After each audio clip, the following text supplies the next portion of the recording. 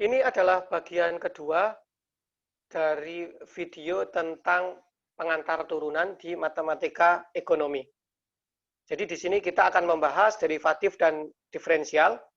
Khususnya nanti untuk di video yang bagian ini kita hanya akan membahas derivatif, kemudian nanti untuk yang ketiga kita akan melihat diferensial.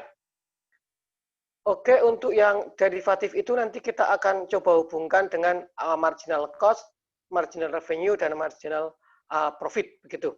Jadi apa itu marginal cost atau biaya marginal? Jadi kalau pengertiannya biaya marginal itu adalah biaya tambahan yang dikeluarkan untuk menghasilkan satu unit tambahan produk atau seperti ini. Berapakah biaya yang harus dikeluarkan kalau kita menambah satu produksi lagi, begitu ya. Jadi kalau secara matematis kita tuliskan seperti ini ya. Jadi C atau total cost kalau kita memproduksi Q plus 1 dikurangi total cost kalau kita memproduksi Q. Jadi tambahan biayanya tersebut berapa? Nanti kita notasikan dengan MC Q, MC Q gitu ya. M itu untuk marginal, C-nya cost. Marginal cost pada saat memproduksi Q. Jadi artinya dari Q sampai ke Q plus 1 itu nambahnya berapa. Kalau kita lihat ilustrasinya, jadi misalkan yang agak melengkung ini, jadi yang agak melengkung ini sampai sini, itu adalah fungsi biaya, Cx gitu ya. X-nya CQ mungkin ya, ini kita ganti Q aja ya, supaya konsisten. Ya, jadi CQ yang melengkung ini, kemudian yang garis lurus di atasnya, yang ini, sampai ini itu adalah garis singgungnya. Oke, sekali lagi, yang ini garis singgung, yang ini fungsi biayanya, ya kan?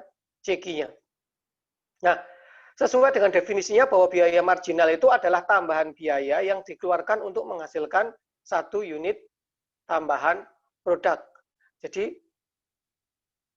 kalau kita punya di sini, ini tambahan satu produk, kemudian berarti nanti cost-nya kan bertambah sebesar ini ya. Jadi marginal cost-nya yang di situ. Menariknya adalah, jadi kalau kita lihat di garis singgungnya ini, di sini, ini kan dia hampir sama dengan gradien garis singgung di situ, ya enggak?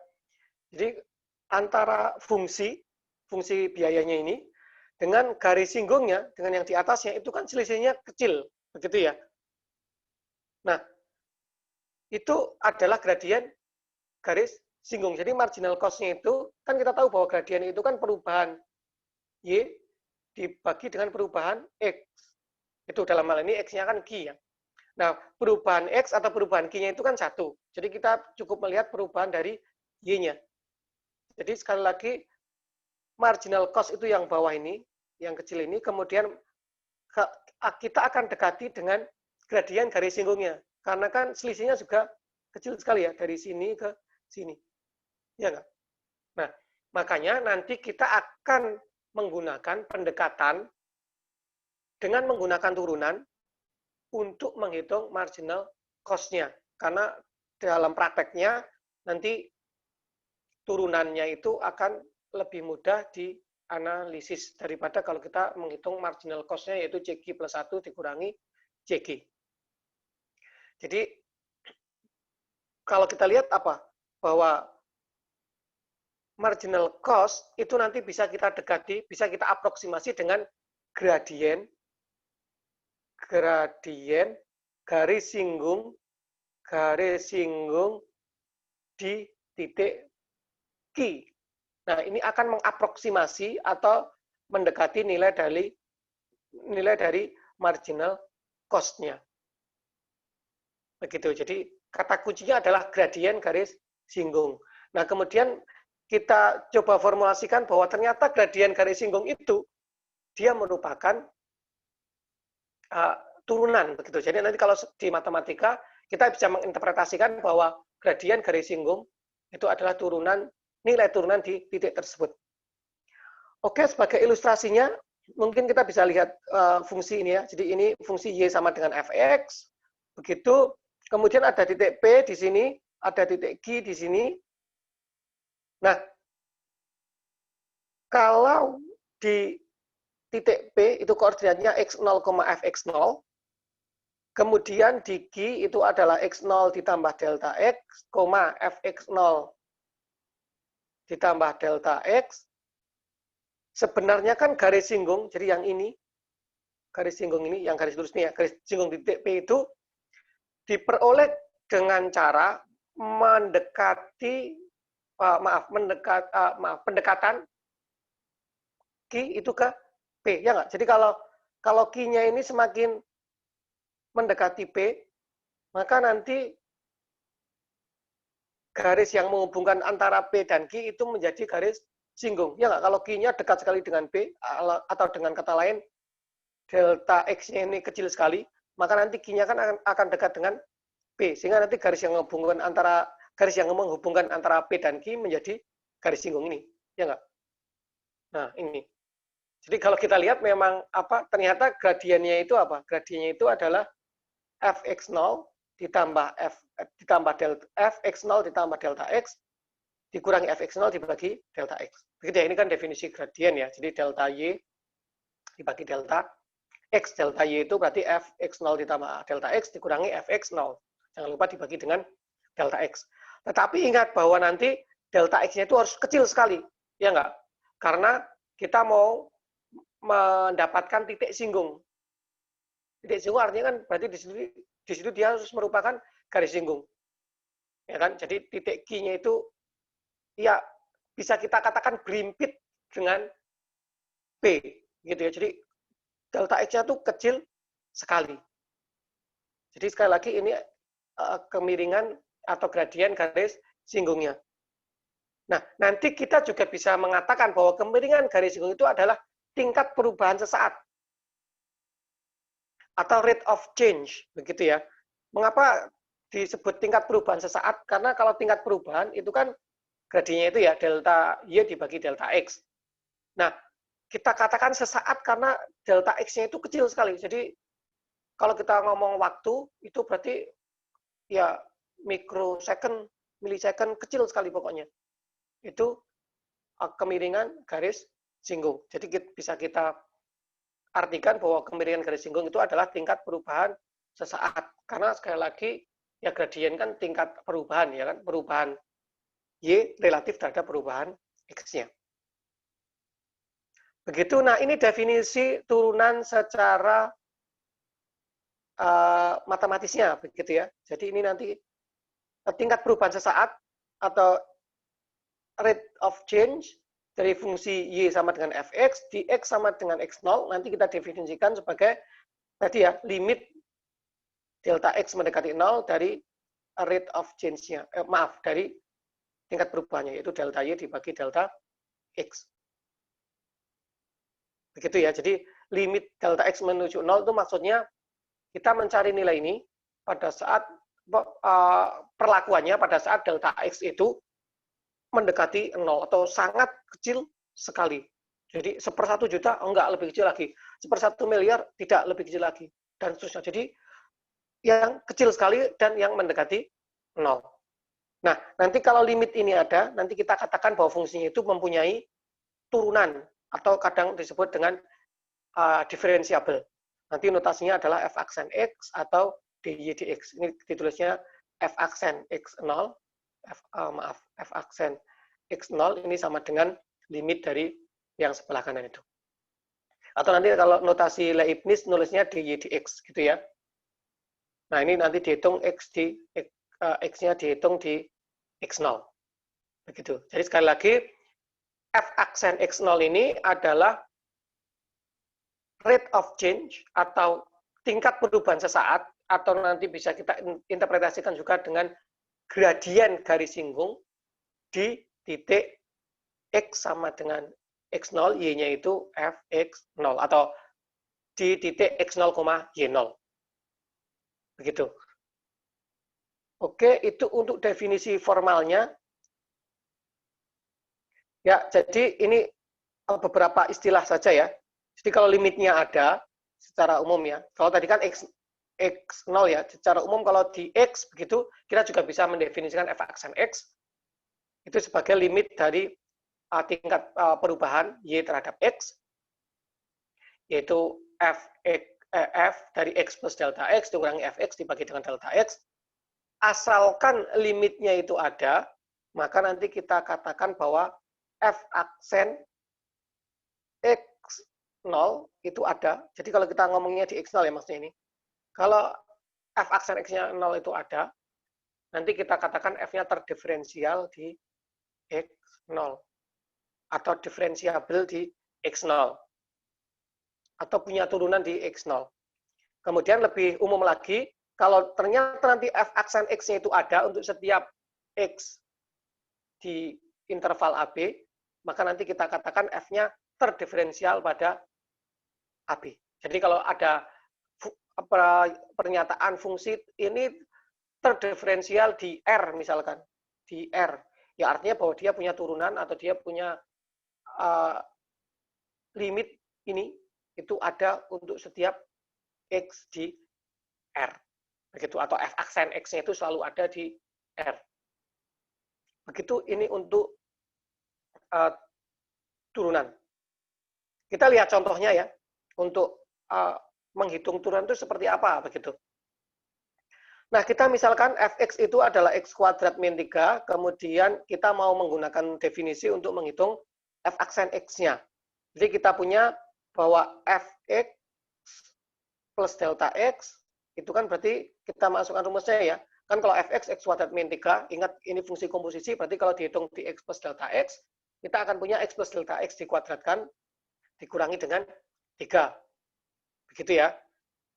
Kemudian ini bisa dijabarkan jadi x kuadrat ditambah 2x delta x ditambah delta x dikuadratkan dikurangi 3. Begitu ya, sesuai definisinya kita akan punya f aksen x itu adalah limit dari delta x dari delta y per delta x, dari perubahan y terhadap perubahan x ya, rasionya, yaitu limit x delta x mendekati 0 dari ini definisinya. Kemudian kita masukkan rumusnya bahwa fx itu x kuadrat min 3, sehingga nanti fx plus delta x-nya x plus delta x kuadrat dikurangi 3, begitu ya, sudah kita hitung di sini.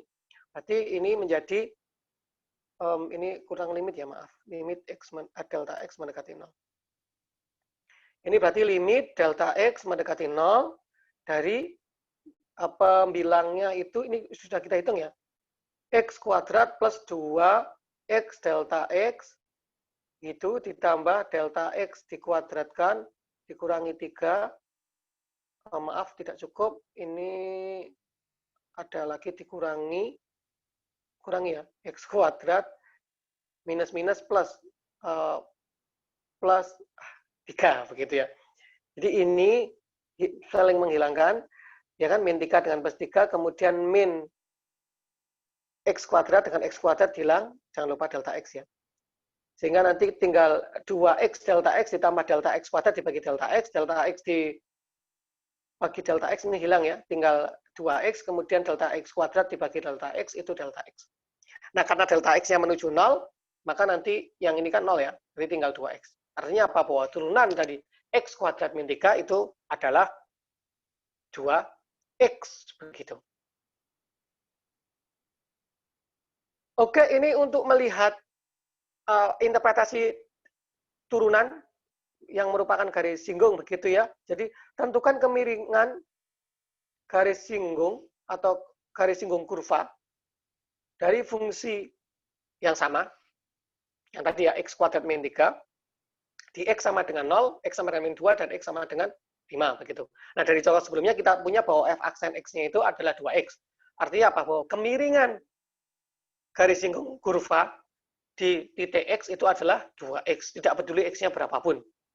Sehingga untuk melihat atau untuk menghitung turunan, kemiringan garis atau gradien garis singgung kurva di x sama dengan berapapun ya tidak masalah, ya nggak? Berarti gradien garis singgung di titik 0 itu adalah f aksen 0, yaitu 0. Artinya dia garisnya mendatar ya, kalau gradiennya 0. Kemudian kalau di titik, kalau di x sama dengan min 2 bagaimana?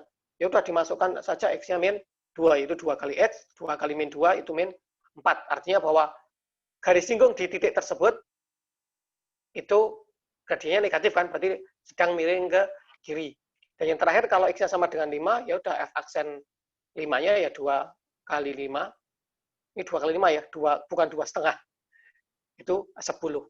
Positif ya, berarti di titik tersebut garis singgungnya miring ke kanan.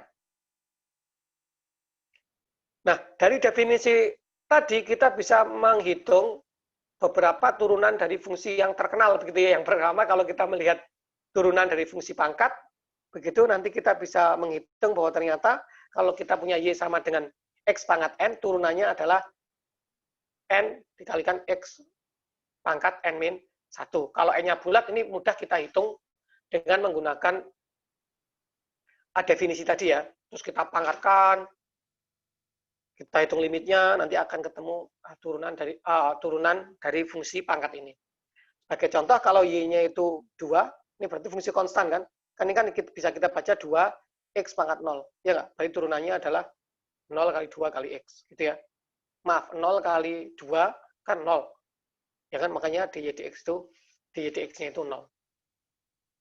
Begitu. Atau bisa kita tuliskan juga ini F aksen X-nya 0 untuk X yang berapapun. Kemudian kalau kita punya Y sama dengan X pangkat 5, maka nanti dy dx-nya itu adalah 5X pangkat 4. Ya kan? 5-nya turun, kemudian 5 dikurangi 1 kan? X pangkat 5 kurangi 1, yaitu 5X pangkat 4. Atau kita tuliskan juga, kalau fungsinya itu F ya, F aksen X sama dengan 5X pangkat 4. Kalau pakai Leibniz, notasi Leibniz ya dy dx sama dengan 5X pangkat 4.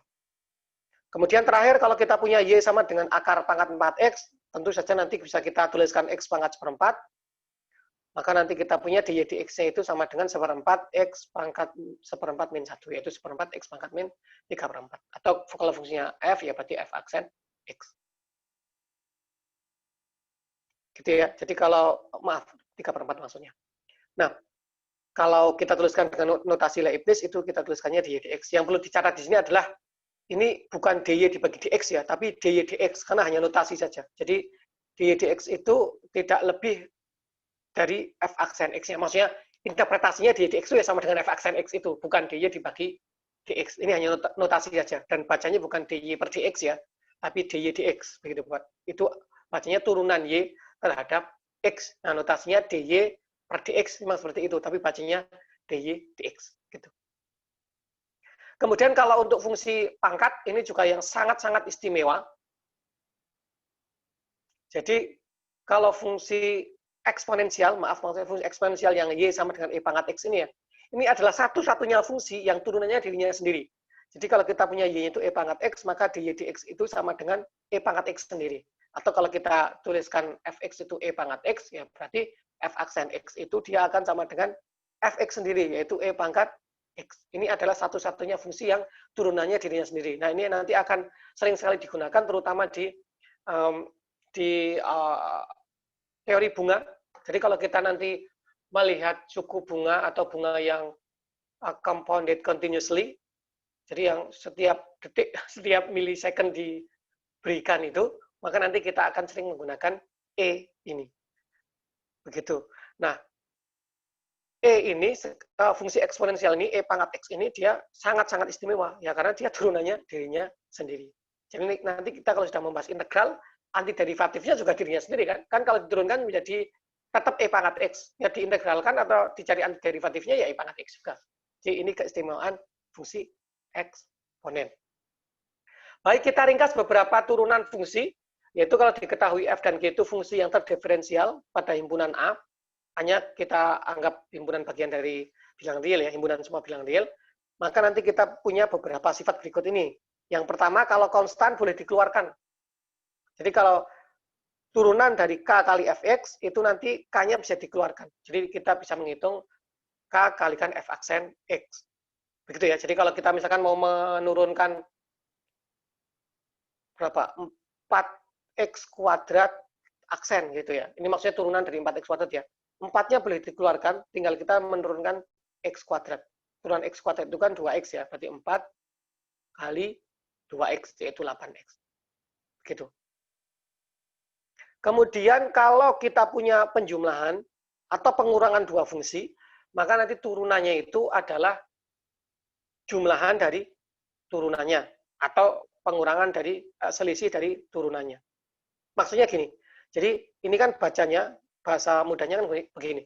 Turunan dari jumlahan dari dua fungsi itu sama dengan jumlahan dari masing-masing turunannya.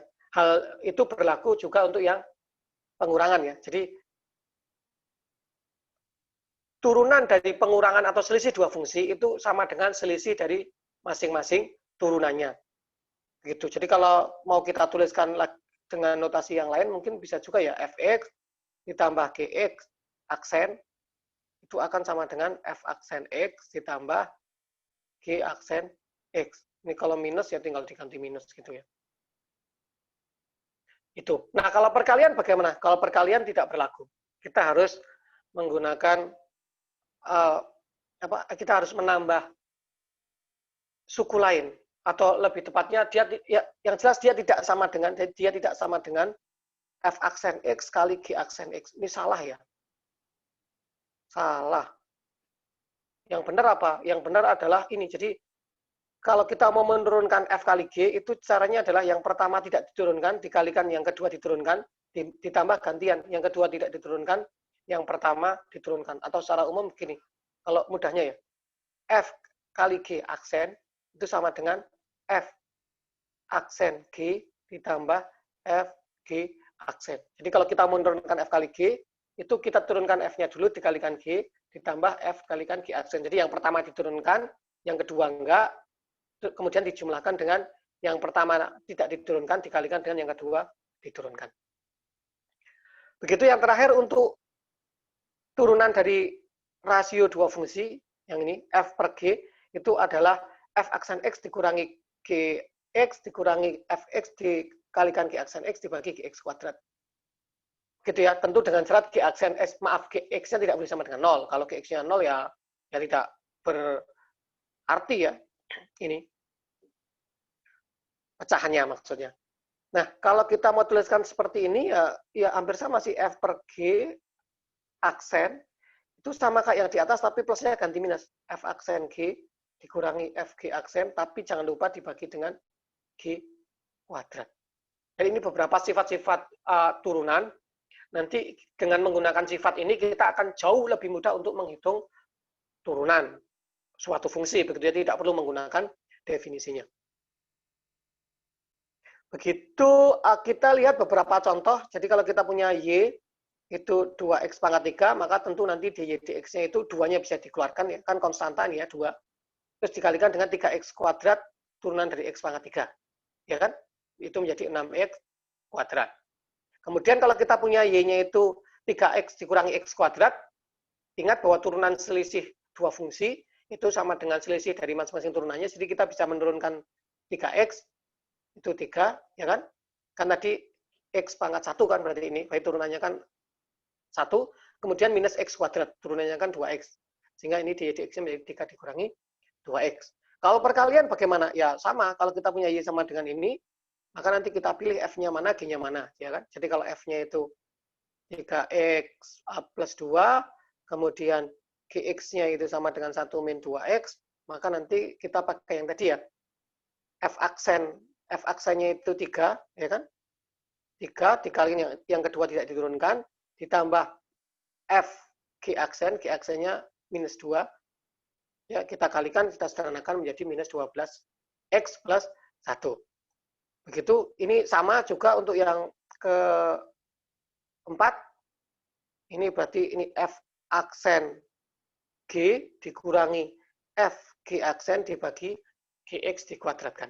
Sehingga kita sederhanakan menjadi 1 dibagi 1 min 2x dikuadratkan. Begitu. Jadi ini tentu saja ada syaratnya ya bahwa x-nya tidak boleh sama dengan setengah. Karena kan penyebut tidak boleh sama dengan 0.